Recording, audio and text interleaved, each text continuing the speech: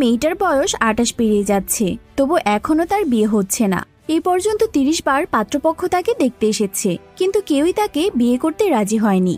সময়ের সঙ্গে সঙ্গে যেমন তার বয়স বাড়ছে, তেমনই বাড়ছে তার পরিবারের দুশ্চিন্তার পরিমাণও। অথচ অর্চনা দেখতে একেবারেই খারাপ না। সে খুবই সুন্দরী আর পেশায় একজন স্কুল শিক্ষিকা। তাহলে প্রশ্ন হচ্ছে, কেন বারবার তাকে রিজেক্ট করা হচ্ছে? বলছিলাম ২০২২ সালে মুক্তিপ্রাপ্ত একটি comedy drama cinema Archana 31 not আউটের গল্প। এই গল্পকে ঘিরে যেসব প্রশ্ন তৈরি হয়েছে সেগুলোরই উত্তর দিতে চলেছি আজকের এই সম্পূর্ণ এক্সপ্লেনেশনের মাধ্যমে। তাই মনোযোগ দিয়ে বসে পড়ুন। শুরু করছি আজকের এই এক্সপ্লেনেশন। গল্পের শুরুতেই দেখা যায় এক সকালে অর্চনার ফোনে ঘটকের একটি কল আসে। ঘটক জানায় আজ ছেলেপক্ষ আসার কথা ছিল, কিন্তু তারা আর আসবে না, কারণ তাদের কাছে অর্চনার বয়সটা অনেক বেশি মনে হয়েছে। এটা শুনে অর্চনা বিরক্ত হয়ে বলে, আগে বললে তো ভালো হতো, তাহলে আমি স্কুল বাস ধরে স্কুলে চলে যেতাম। আমার তো ক্লাস আছে, বাচ্চাদের পড়াতে হবে, এখন তো পুরো সময়টাই নষ্ট হলো। ঘটক সান্ত্বনা দিয়ে জানায় মঙ্গলবার আবার একটা ছেলেপক্ষ আসবে, তুমি প্রস্তুত থেকো। ফোনটা রাখার পর অর্চনা ঘরে ঢুকে সবাইকে জানায় যে আজ আর ছেলেপক্ষ আসছে না, তাই আর অপেক্ষা করে লাভ নেই। এরপর সে দেয়ালে ঝুলানো একটি তালিকার কাছে গিয়ে আজকের তারিখে ৩০ নম্বর পাত্রপক্ষের নামটা কেটে দেয়। এই তালিকাটাই আসলে তাদের নামের হিসেব, যারা একে একে তাকে দেখতে এসেছে, কিন্তু শেষ পর্যন্ত কেউই বিয়ের জন্য রাজি হয়নি। এতবার প্রত্যাখ্যান হওয়ার পর এখন অর্চনা এইসব নিয়ে মাথা ঘামায় না। তার মনে হয় এইসব মানিয়ে নেওয়া ছাড়া উপায় নেই। সে এখন পিএসসি পরীক্ষার প্রস্তুতি নিচ্ছে এবং স্কুলে চাকরি করে পরিবারের খরচ চালাচ্ছে। অন্যদিকে তার মা প্রতিবেশীদের কাছে সবকিছু আড়াল করে রাখার চেষ্টা করেন। প্রায়ই বলেন মেয়েটা ছেলেকে পছন্দ করেনি, তাই আসতে বলেনি, কারণ তিনি চান না কেউ বুঝে ফেলুক যে বারবার ছেলেপক্ষ অর্চনাকে ফিরিয়ে দিচ্ছে। সেদিন অর্চনা স্কুল বাস মিস করে, তাই তাকে রেডি হয়ে হাঁটতে হাঁটতে স্কুলে যেতে হয়। দিনের শুরুটা একদম ভালো যায় না, কিন্তু অর্চনার তেমন কিছু মনে হয় না। এইদিকে স্কুলে একটা অন্যরকম ঘটনা ঘটে। অনু নামের একটি ছাত্রী কিছু ছেলেদের সঙ্গে ঝামেলায় জড়িয়ে পড়ে। পরে পরিস্থিতি সামাল দিতে অনু তার মামাকে স্কুলে নিয়ে আসে। যদিও শুরুতে মামা এই ঝামেলায় জড়াতে চাননি। বিরক্ত হয়ে অনু তার দোকানের চাবি নিয়ে আসে, যেটা ছাড়া দোকান খুলবে না। চাবি ফেরত নিতেই মামা ক্লাসে ঢুকে পড়েন, আর সেখানেই প্রথম চোখ পড়ে অর্চনা ম্যাডামের উপর। অর্চনাকে দেখে মামা হঠাৎ একটু অপ্রস্তুত হয়ে পড়ে এবং তাড়াহুড়ো করে ক্লাস থেকে বেরিয়ে যান। সেই মুহূর্তটা অর্চনার চোখ এড়ায় না, তবে সে তখন বিশেষ কিছু ভাবার সুযোগও পায় না। স্কুল শেষে বাসায় ফেরার পথে বাসে অর্চনার দেখা হয় তার মায়ের এক পুরনো বান্ধবীর সঙ্গে। কথার ফাঁকে সেই মহিলা বিয়ের প্রসঙ্গ তুলে বলেন, ২৫ বছর পার হলেই মেয়েদের জন্য ছেলে খোঁজা কঠিন হয়ে যায়, আর তোমার তো ২৮, এখন তো একেবারেই সময় শেষ হয়ে যাচ্ছে। আসলে এমন অনেক মানুষ আছে যারা অন্যের পরিস্থিতি না বুঝেই মন্তব্য করতেই পিছপা হয় না। এই মহিলা যেন পাশের বাড়ির সেই আন্টিদের মতো, যাদের কাজই হলো অন্যের জীবন নিয়ে নাক গলানো। তারপর তিনি বললেন তার পরিচিত এক ছেলে আছে, শহরে চাকরি করে, এখনো বিয়ে করেনি, চাইলে অর্চনা তার সঙ্গে আলাপ করতে পারে। কিন্তু তার সঙ্গে অপমানের সুরে যোগ করেন, ছেলেটা দেখতে অনেকটা এই বাসের হেল্পারের মতো। এই কথা শুনে অর্চনা রেগে গেলেও কিছু বলে না, চুপচাপ থাকে। বাস থেকে নেমে অর্চনার সামনে আবার ঘটক এসে হাজির। তিনি বলেন, তুমি চিন্তা করো না, খুব শীঘ্রই তোমার জন্য ভালো একটা ছেলে নিয়ে আসবো। এইসব বিষয়ে একটু সময় তো লাগেই। তবে এবার অর্চনা ঘটকের কথায় খুব একটা গুরুত্ব দেয় না, চুপচাপ বাড়ির দিকে রওনা হয়। বাড়িতে ঢুকে দেখে পাশের বাড়ির দুই মহিলা কোনো একটা বিষয় নিয়ে তুমুল ঝগড়া করছে। এমন ঝগড়া প্রায়ই চলে, আর তার মা এইসব বেশ মজা নিয়েই দেখে। বাড়ির ভেতরে এসে অর্চনা দেখতে পায় তার ভাই বসে আছে। ভাইয়ের নাম সুন্দর। সেই গ্রামের এক মেয়ে আঞ্জুকে ভালোবাসে, কিন্তু আঞ্জুর মা সুন্দরকে মেনে নিতে চায় না এবং তার জন্য অন্য ছেলে খুঁজছেন। এই নিয়ে সুন্দর তার বোন অর্চনার সঙ্গে কথা বলছিল। অর্চনা নিজের মন খারাপ থাকা সত্ত্বেও ভাইকে সান্ত্বনা দেয়, কিন্তু নিজের জীবন নিয়ে সে যেন আর ভাবতেই চায় না। পরদিন সকালে ঘটকের ফোন আসে। সে অর্চনার বাবাকে জানায় আগামীকাল ছেলেপক্ষ আসবে, আপনারা প্রস্তুত থাকবেন। কিন্তু অর্চনার বাবা তখন একেবারে বিরক্ত হয়ে বলে দেয়, আমি তো ওকে বলেছিলাম ছুটির দিন নিয়ে আসতে, অর্চনা তুই স্কুলে যাবি। ঘটক তখন বোঝানোর চেষ্টা করে ছেলেপক্ষ কালকে আসতে চায়, এখন আর কি করার। পরদিন সকলে মিলে ছেলেপক্ষের জন্য চা নাস্তার আয়োজন করতে থাকে, কিন্তু অর্চনা ভেতরে ভেতরে জানে আজও কিছু হবে না, তাই সে স্কুলের জন্য রেডি হয়ে অপেক্ষা করছিল। দেরি হয়ে যেতে দেখে তার বাবা আবার ঘটককে ফোন করেন। ঘটক জানায় আজও ছেলেরা আসবে না। ঘটনা শুনেই অর্চনা আর দেরি না করে স্কুলের উদ্দেশ্যে বেরিয়ে পড়ে। আর সেদিনও তার দিনটা খারাপভাবেই শুরু হয়। দেরি হওয়ায় সে আবার স্কুল বাস মিস করে এবং অন্য একটা বাস ধরে স্কুলে পৌঁছায়। এভাবেই তার দিন কেটে যাচ্ছিল। পরিবারের দায়িত্ব, স্কুলের চাকরি আর বারবার বিয়ের প্রত্যাখ্যান। 28 বছর বয়স পেরিয়েও বিয়ে যেন তার জীবনে একটা অধরাই থেকে গেছে। একদিন ক্লাস নেওয়ার সময় স্কুলের আরেকজন ম্যাডাম এসে তাকে বলেন, তুমি কি প্রিন্সিপালের সঙ্গে কথা বলছো? অর্চনা অবাক হয়ে জিজ্ঞেস করে, না তো, কেন? তখন ম্যাডাম জানান, স্কুল থেকে কিছু শিক্ষককে ছাঁটাই করার সিদ্ধান্ত নেওয়া হয়েছে এবং সেই তালিকায় অর্চনার নামও আছে। তিনি বলেন, তুমি প্রিন্সিপালের সঙ্গে কথা বলো, হয়তো কিছু করা যাবে। এই কথাটা শুনে অর্চনার মন একেবারেই ভেঙে যায়। ক্লাসে গিয়ে সে চুপচাপ বসে থাকে। তখনই অনু নামে সেই ছাত্রীর মামা, যার নাম বিষ্ণু, আজকেও ক্লাসে আসে, কারণ অনু আজ আবার তার দোকানের চাবি নিয়ে এসেছে। কিন্তু অর্চনার মুড এতটাই খারাপ ছিল যে সে তাদের দুজনকেই একচোট ঝাড়ে মেরে দেয়। ক্লাস শেষ করে অর্চনা আবার প্রিন্সিপালের কক্ষে যায়। প্রিন্সিপাল এবার সাফ জানিয়ে দেন, এখানে আমার কিছুই করার নেই। ছাঁটাইয়ের বিষয়টা ম্যানেজমেন্টের সিদ্ধান্ত। তোমার উচিত হবে অন্য কোথাও চাকরির চেষ্টা করা। এই কথাগুলো শুনে হতাশ হয়ে অর্চনা বাড়ি ফিরে আসে। কিন্তু বাড়ি ঢুকেই সে দেখে আজ সত্যি সত্যি ছেলেপক্ষ এসেছে। ছেলেটি দুবাইতে চাকরি করে আর তার বড় ভাই ভাবি অর্চনার ছবি দেখে জানিয়েছেন মেয়েটিকে তাদের বেশ পছন্দ হয়েছে। এমনকি তারা বিয়ের তারিখ ঠিক করার কথাও বলেছেন। রাতে অর্চনার বাবা তাকে ডেকে জিজ্ঞেস করেন, তোমার কি এই বিয়েতে কোনো আপত্তি আছে? এমন সময় ছেলেটা নিজেই অর্চনাকে ফোন করে। তাদের মধ্যে বেশ কিছুক্ষণ কথাবার্তা হয়। ফোনে অর্চনা ছেলেটিকে বলে, আমি বিয়ের পরেও চাকরি করতে চাই, এতে তোমার কোনো সমস্যা আছে কি? ছেলেটা হেসে উত্তর দেয়, একদমই না। দুবাইতে টিচারদের জন্য অনেক সুযোগ সুবিধা রয়েছে, তুমি চাকরি চালিয়ে নাও, আমার কোনো আপত্তি নেই।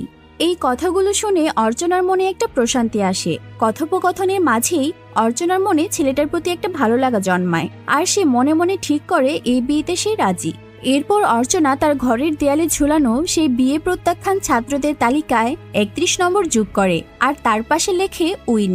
এতদিন ধরে যেসব ছেলেপক্ষ তাকে দেখতে এসে বিয়ে না করার নানা অজুহাত দেখিয়েছে, তাদের নাম মজার ছন্দে লেখা ছিল ক্রিকেট স্টাইলে। যেমন নাম্বার 1 রান আউট, অর্থাৎ যৌতুকের চাহিদা বেশি ছিল। নাম্বার 2 কিপার ক্যাচ, মানে পাত্র আগে অন্য মেয়েকে পছন্দ করেছিল। আবার নাম্বার 4 ডিসিশন পেন্ডিং, যারা বলেছিল জানাবে কিন্তু আর কিছু জানায়নি। এমনকি নাম্বার 18 আউট, যারা সরাসরি জানিয়ে দিয়েছিল মেয়ে পছন্দ নয়। এই কাগজটা যেন তার বিয়ের যুদ্ধের এক ধরনের ডায়েরি, কিন্তু 31 নম্বরের পাশে উইন লেখে। অর্চনা যেন জীবনের এক গুরুত্বপূর্ণ অধ্যায়ে বিজয়ের ঘোষণা দেয়। পরদিন সকালে ঘটক আবার ফোন করে অর্চনার বাবাকে বলে, পরের সপ্তাহে আরেকটা ছেলেপক্ষ আসতে চায়। কিন্তু এবার অর্চনার বাবা দৃঢ়স্বরে জানিয়ে দেন, আর কাউকে নিয়ে আসার কোনো দরকার নেই, অর্চনার বিয়ে ঠিক হয়ে গেছে। এইটা শুনে কিছুক্ষণ নীরব থাকে ঘটক, কারণ তার তো কাজ শেষ। এতদিন যে টাকা খেয়েছে এখন তো সেই পথ বন্ধ হয়ে গেল। তারপর বলে, এবার যে পরিবারটাকে নিয়ে আসতাম তারা সত্যি খুব ভালো ছিল। কিন্তু অর্চনার বাবা তার কোনো কথা না শুনে ফোনটা কেটে দেয়। ঘটক তখন হতাশ হয়ে তার ফোন থেকে অর্চনার ছবিটা মুছে দেয়। অন্যদিকে অর্চনা তার ভাই এবং পরিবারের সঙ্গে মিলে প্রতিবেশী ও আত্মীয় স্বজনদের কাছে এই সুখবর জানাতে থাকে।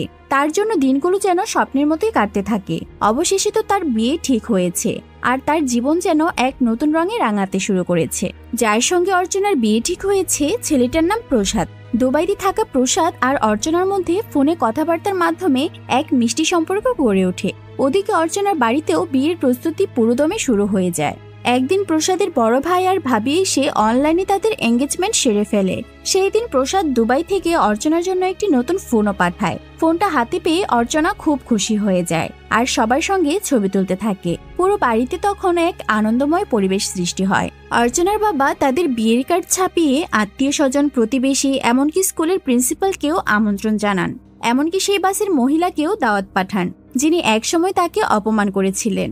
অর্চনা তার ব্যাংকের সমস্ত টাকা তুলে নিয়ে বিয়ের কেনাকাটায় ব্যস্ত হয়ে পড়ে। সে নিজের জন্য শাড়ি, গয়না এবং আরো অন্যান্য জিনিসপত্র কেনে। ওইদিকে তার ভাইও সম্প্রতি একটি শোরুমে চাকরি পেয়েছে, তাই সেও এক সপ্তাহের ছুটি নিয়ে বিশেষ এই দিনটা উদযাপনের জন্য প্রস্তুতি নিতে থাকে। তারপর বিয়ের আগের রাতে দেখা যায় বাড়ির সবাই ব্যস্ত আর আনন্দে মেতে উঠেছে। আত্মীয় স্বজন আর প্রতিবেশীরা বাড়ি ভরিয়ে দিয়েছে। কেউ গান বাজনা করছে, কেউ খাবারের আয়োজন সামলাচ্ছে, মহিলারা রান্নার কাজে সাহায্য করছে। আবার বিয়ের সাজ পোশাক নিয়ে নিজেদের মধ্যে গল্পে মেতে আছে। তবে এর মাঝেও অর্চনার মনে কিছুটা অশান্তি কাজ করছিল, কারণ গত 2 দিন ধরে প্রসাদের ফোন বন্ধ পাওয়া যাচ্ছে। বিষয়টা তাকে চিন্তায় ফেললেও পরের দিন সকালে পাত্র আসবে এই ভাবনা মাথায় রেখে সে নিজেকে শান্ত রাখার চেষ্টা করে। এদিকে অর্চনার ছোট ভাই সুন্দর অতিথিদের খাবার পরিবেশন করছিল। অর্চনার বিয়েতে কিন্তু সেই আঞ্জুকেও দাওয়াত করা হয়েছে। সেই মুহূর্তে সুন্দর তার পছন্দের মেয়ে আঞ্জুর কাছে গিয়ে বলে, আমি তোমাকে ক্লাস 7 থেকেই ভালোবাসি, কিন্তু তোমার মা এখন তোমার জন্য অন্য ছেলে খুঁজছেন। আমি জানি না কি করব, তবে সত্যি বলছি এখন তোমার সিদ্ধান্তটাই আমার কাছে সবচেয়ে বড়। এই কথা বলে সে এক ভারাক্রান্ত মন নিয়ে তার উত্তরের আশায় সেখান থেকে চলে আসে। তার কথায় আঞ্জুর চোখেও যেন এক অদ্ভুত বিষণ্ণতা ছেয়ে যায়। বাইরে তখন ঘটক কিছু লোকের সঙ্গে বসে লাল পানি খাচ্ছিল। চারপাশে যখন সবাই আনন্দ উল্লাসে মেতে আছে, তখন ঘটক মদের গ্লাসে চুমুক দিয়ে সবার উদ্দেশ্যে বলতে থাকে, একটা ভালো ছেলে খুঁজে আনা যে কতটা কঠিন তোমরা তা বুঝবে না। আমি অর্চনার জন্য সত্যি ভালো পাত্র খুঁজে এনেছিলাম, কিন্তু তার আগে মেয়েটার বিয়ে ঠিক হয়ে গেল। যাক, কপালে যা ছিল। আসলে ঘটকদের কাজটাই এমন, যতদিন না পাত্র ঠিক হয় ততদিন পর্যন্ত তারা টাকা খেতে পারে। আর এখন যেহেতু বিয়ে পাকাপাকি হয়ে গেছে, তার কাজও এখানেই শেষ। অর্চনা তখন নিজের ঘরে আয়নার সামনে দাঁড়িয়েছিল। তার নিজেরই বিশ্বাস হচ্ছিল না যে আগামীকাল তার বিয়ে। আনন্দে সে দরজা বন্ধ করে একা একা নাচতে শুরু করে। হঠাৎই তার ভাই সুন্দর ঘরে ঢুকে পড়ে। সুন্দর জানায় ডেকোরেটরের লোকেরা নাকি কিছু টাকা চাইছে, আর বাইরে একজন বয়স্ক লোক এসে দাঁড়িয়েছে যাকে তারা দাওয়াতি দেয়নি। সুন্দর বলে, তুমি একবার গিয়ে দেখো তো চিনতে পারো কিনা। অর্চনা কিছু টাকা নিয়ে বাইরে যায়। সেখানে দাঁড়িয়ে থাকা বৃদ্ধ লোকটিকে সে জিজ্ঞেস করে, আপনি কে? আপনাকে তো আমরা দাওয়াত দিইনি। কিন্তু লোকটি কোনো উত্তর দেয় না। তখন সে জিজ্ঞেস করে, আপনার কি ক্ষুধা লেগেছে, কিছু খাবেন? লোকটা মাথা নেড়ে সম্মতি জানায়। অর্চনা তাকে বসতে বলে খাবার আনতে যায়। ঠিক তখনই তার ফোন বেজে ওঠে। ফোন ধরতে সে বুঝতে পারে প্রসাদের ভাই ফোন করেছেন। তিনি জানতে চান, তোমাদের সাথে প্রসাদের কি কথা হয়েছে? অর্চনা জানায়, না, গত 2 দিন ধরে ওর সঙ্গে আমার কোনো যোগাযোগ নেই। তখন প্রসাদের ভাই বলেন, আমি এখন পুলিশ স্টেশনে আছি। 2 দিন আগে প্রসাদ দেশে ফিরছিল, তারপর থেকে তার ফোন বন্ধ। আমরা যে শুনেছি তাতে মনে হচ্ছে সে হয়তো আগের প্রেমিকাকে নিয়ে পালিয়ে গেছে, তাই আগামীকাল বিয়েটা আর সম্ভব না। এই কথাগুলো শুনে অর্চনার মাথা ঘুরে ওঠে। সে যেন নিজের কানকে বিশ্বাস করতে পারছে না। পুরো বাড়ি তখনও বিয়ের আনন্দে মেতে আছে, অথচ সে জানে কালকের বিয়েটা আর হচ্ছে না। কি করবে, কাকে বলবে, কিছুই যেন বুঝে উঠতে পারছে না। তার চোখের সামনে যেন মুহূর্তে স্বপ্নগুলো ভেঙে পড়ে। মনে হয় জীবনটা যেন এক বিভীষিকাময় দুঃস্বপ্নে পরিণত হয়েছে। তার মাথায় তখন নানান চিন্তা আসতে শুরু করে। যদি সে কুয়োতে ঝাঁপ দেয় অথবা একটা বন্দুক নিয়ে পুরো বিয়ে বাড়ির সবাইকে মেরে ফেলে, তাহলে তো আর কেউ জিজ্ঞেস করবে না বিয়ে করনি কেন, কিংবা বিয়ে কবে করবে। কিন্তু অর্চনা দ্রুতই বুঝে ফেলে এইসব চিন্তা কোনো সমাধান নয়। বাস্তবতায় ফিরে এসে সে নিজের ঘরে ফিরে যায়। তখন তার মা এসে জানায় বাবুর্চিরা অ্যাডভান্স টাকা চাইছে, তা না হলে সকালে রান্না করবে না। অর্চনা দ্বিধায় পড়ে যায়। সে বুঝতে পারে না এই সত্যিটা এখন মাকে বলা উচিত কিনা, কিন্তু সে চুপচাপ টাকাটা মায়ের হাতে দিয়ে দেয়। মা চলে গেলে আবারও অর্চনা নিজের মধ্যে হারিয়ে যায়। এবার সে সিদ্ধান্ত নেয় এভাবে বেঁচে থাকার কোনো মানে হয় না, নিজেকে শেষ করে দেয়াই হয়তো বাঁচার একমাত্র পথ। ঠিক তখনই তার বাবা হঠাৎ করে ঘরে এসে পাশে বসেন। স্নেহ ভরে জিজ্ঞেস করেন, কি হয়েছে মা, তুমি কি কিছু নিয়ে চিন্তিত? শোনো, তুমি যেটা নিয়ে ভাবছো সেটা জীবনে সবচেয়ে বড় কিছু নয়। জীবনে এমন অনেক কিছুই আসে যায়। আমি শুধু চাই তুমি সবসময় সুখী থাকো। কোনো সমস্যায় আমি সবসময় তোমার পাশে আছি। বাবার কথা শুনে অর্চনা একরকম হাসি মুখে জবাব দেয়, না বাবা, কোনো সমস্যা নেই, সব ঠিক আছে। তখন তার বাবা গভীরভাবে বলেন, আমি জানি তোমার কষ্ট কারো সঙ্গে ভাগ করে নিতে চাও না, কিন্তু আমি চাই তুমি অন্তত আমাকে সব বলতে পারো। এই মুহূর্তে অর্চনার ফোন আবারও বেজে ওঠে। ফোনে এবার প্রসাদ নিজে। প্রসাদ বলে, আমি জানি আমার উপর তুমি খুব রেগে আছো। এখন মাফ চাইলেও লাভ নেই, কারণ আমি যেটা করেছি সেটা ক্ষমার অযোগ্য। সবকিছু হঠাৎ করে ঘটে গেছে। আমি চাই তোমার পরিবারের কাছে ক্ষমা চাইতে, এবং এইটা জানাতে চাই যে তোমার কোনো দোষ নেই, সব দোষ আমার। কিছুক্ষণ চুপ থাকার পর অর্চনা শান্ত অথচ দৃঢ় গলায় বলে, তোমার কারোর সঙ্গে কথা বলার দরকার নেই, আমার পরিবার আমি নিজেই সামলাতে পারি। এই বলে সে ফোনটা কেটে দেয়। অর্চনার মাথায় তখন হাজারো চিন্তা ঘুরপাক খাচ্ছে। সে কিভাবে সামলাবে এই পরিস্থিতি, এত অতিথির সামনে কিভাবে বলবে বিয়ে হচ্ছে না, যেন পুরো অন্ধকার তাকে গ্রাস করতে চাইছে। রুম থেকে বাইরে বেরিয়ে আসে সে। চারপাশটা দেখতে দেখতে তার চোখে পড়ে সেই বুড়ো লোকটার দিকে। সে এখনো না খেয়ে বসে আছে। অর্চনা তার জন্য খাবার নিয়ে আসে। খাবার এগিয়ে দিতে দিতে একা একাই বলতে শুরু করে, জানেন কাল এখানে কোনো বিয়ে হচ্ছে না। যার সঙ্গে আমার বিয়ে হওয়ার কথা ছিল সে অন্য মেয়েকে বিয়ে করে পালিয়ে গেছে। এই বাড়ির কেউই এখনো কিছু জানে না। সে নিজের মনের সব কষ্ট কথায় কথায় ওই লোকটার কাছে উজাড় করে দেয়, কারণ কাছের কারোর সঙ্গে সে এখন এই কথাগুলো বলতেই পারবে না, মুখ নেই বলার। অর্চনা আরো বলে, আমার নিজের সব জমানো টাকা দিয়ে এই অনুষ্ঠানে সব খরচ করেছি, এখন আমার কিছুই করার নেই। কিন্তু লোকটা তার কথায় একদমই পাত্তা না দিয়ে খাওয়ায় মন দেয়। খাওয়া দাওয়া শেষ করে সে লুঙ্গি সামলাতে সামলাতে ডোন্ট কেয়ার ভঙ্গিতে সেখান থেকে চলে যায়। বৃদ্ধ লোকটার চলে যাওয়া দেখতে দেখতে হঠাৎ পাশের ঝোপ থেকে অনু আর বিষ্ণু অর্চনাকে ডেকে নেয়। মনে আছে বিষ্ণুই সেই ব্যক্তি যাকে অর্চনা আগে স্কুলে দেখেছিল। কাছে গেলে বিষ্ণু বলে, আমি এখন কিছু বলবো আর তুমি আমাকে থামাবে না। বিষ্ণু শুরু করে, আমি অনেকদিন ধরেই তোমাকে পছন্দ করি, কিন্তু তোমার রাগের ভয়ে কখনো কিছু বলতে পারিনি। সেদিন আমি হঠাৎ করে স্কুলে আসিনি, আসলে আমার ভাগ্নির সঙ্গে প্ল্যান করে এসেছিলাম শুধুমাত্র তোমাকে দেখার জন্য। এরপর যেসব দিন এসেছি সেগুলোও কেবল তোমাকে দেখতে। আমি জানি তোমার বিয়ে, তবু আমি আমার মনের কথা চেপে রাখতে চাই না। অনেক বছর পর যেন এই অনুশোচনায় না পড়ি যে সময় মতো কিছু বলিনি। আমি জানি অনেক দেরি হয়ে গেছে, আমি সত্যি তোমাকে ভালোবাসি এবং তোমাকেই বিয়ে করতে চাই। এই কথাগুলো বলে বিষ্ণু সেখান থেকে চলে যেতে চাইলে অর্চনা তাকে থামিয়ে বলে, কাল আমার বিয়েতে সাউন্ড সিস্টেমে কিন্তু তুমি থেকো। পরদিন সকাল কমিউনিটি সেন্টারে সবাই বিয়ের জন্য জড়ো হয়েছে।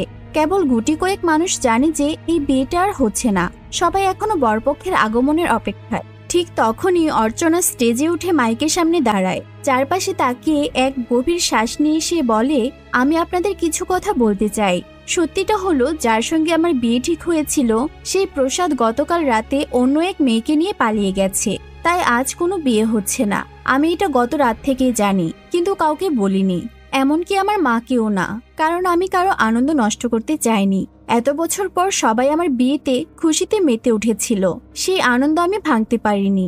অনেক ভেবে বুঝেছি একজন এমন মানুষের সঙ্গে বিয়ে করার মানে নেই যে আমাকে ভালোবাসে না। তার সঙ্গে বিয়ে করে আমি কি সত্যি সুখী হতে পারতাম? এখন থেকে আমার জীবনের সিদ্ধান্ত আমি নিজেই নেব। একটু থেমে সে আবার বলে, আজ বিয়ে না হলেও আমরা এই দিনটাকে উৎসবের মতো করে উদযাপন করব, কারণ আমাদের জীবন খুশিতে ভরিয়ে তোলার জন্য অন্য কারোর প্রয়োজন নেই, আমাদের নিজেদেরকেই সেটা তৈরি করতে হবে। অর্চনার কথা শুনে পুরো হল ঘর এক মুহূর্তের জন্য নিস্তব্ধ হয়ে যায়। সবার চোখ তার দিকে, যেন কেউ ভাবতেই পারেনি এমন কথা এত সাহস করে কেউ বলতে পারে। একটা মেয়ে কতটা দৃঢ় হলে এমন এক মুহূর্তে এমন স্পষ্টভাবে নিজের সিদ্ধান্ত জানাতে পারে। এই নীরবতা ভাঙে বিষ্ণু। সে খুশিতে হাততালি দিয়ে ওঠে, সাথে সাথে বাকিরাও আনন্দে ফেটে পড়ে। সবাই মিলে স্টেজে উঠে অর্চনার সঙ্গে ছবি তোলে, তাকে উপহার দেয়। এই বাস্তবতার মাঝে বিষ্ণু সুযোগ পেয়ে আবারও স্টেজে উঠে আসে। অর্চনার পাশে দাঁড়িয়ে এসে জিজ্ঞাসা করে, গতকাল রাতে আমি তোমাকে যেটা বলেছিলাম সেটা নিয়ে তুমি কি ভেবেছো? অর্চনা হেসে উত্তর দেয়, হ্যাঁ ভেবেছি, আমি রাজি, তবে একটা শর্ত আছে, আমাকে বিয়ের পরেও চাকরি করতে দিতে হবে। এখন যদিও আমার কোনো চাকরি নেই, কিন্তু চাকরি পেলেই আমি বিয়ে করব। তার আগ পর্যন্ত তোমাকে অপেক্ষা করতে হবে। বিষ্ণু তো খুশিতে একেবারে গলে যায়। সে বলে, তুমি যেমন বলবে তেমনই হবে।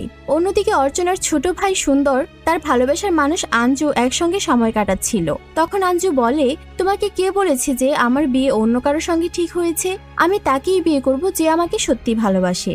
এই কথা বলে আঞ্জু সুন্দরের দিকে তাকিয়ে একটা মিষ্টি হাসি দেয়। সুন্দর তখনই বুঝে যায় আঞ্জু আসলে তার কথাই বলছে। সেই মুহূর্তে তার মন খুশিতে ভরে ওঠে। এভাবে হ্যাপি এন্ডিং হয় অর্চনার গল্পের। তবে একটা প্রশ্ন কিন্তু থেকেই যায়, 31 নম্বর বিয়েটা ভাঙার কারণ হিসেবে এবার অর্চনা তার কাগজে ঠিক কি লিখবে? আচ্ছা, এবার একটা বিষয় জানিয়ে দিই, যেটা আমি ইচ্ছে করেই গল্পের ভেতরে বলিনি, কিন্তু এখন বলছি। আসলে কিছুদিন আগে বিষ্ণু একটা মন্দিরে গিয়ে 100টা নারকেল ভেঙে পূজা করেছিল। একটাই উদ্দেশ্য, অর্চনা আর প্রসাদের বিয়েটা যেন ভেঙে যায়। আর সেই সময় ঠিক তার পাশেই দাঁড়িয়েছিল প্রসাদের প্রেমিকা। সেও প্রার্থনা করছিল, হে ভগবান, আমাকে এমন শক্তি দাও যাতে আমি প্রসাদকে ইমোশনাল ব্ল্যাকমেল করে ফিরিয়ে আনতে পারি। হ্যাঁ, ঘটনাটা সত্যিই অদ্ভুত। দুজন ভিন্ন মানুষ, দুজন ভিন্ন প্রেমিক প্রেমিকা নিজেদের ভালোবাসার জন্য প্রার্থনা করছিল, আর তাদের সেই দুই দিকের প্রার্থনায় একটা অ্যারেঞ্জ ম্যারেজ ভেঙে গেল। আসলে কেন এমন হলো সেটা আমরা কেউই পুরোপুরি বুঝে উঠতে পারিনি। তো এই ছিল আমাদের আজকের গল্প।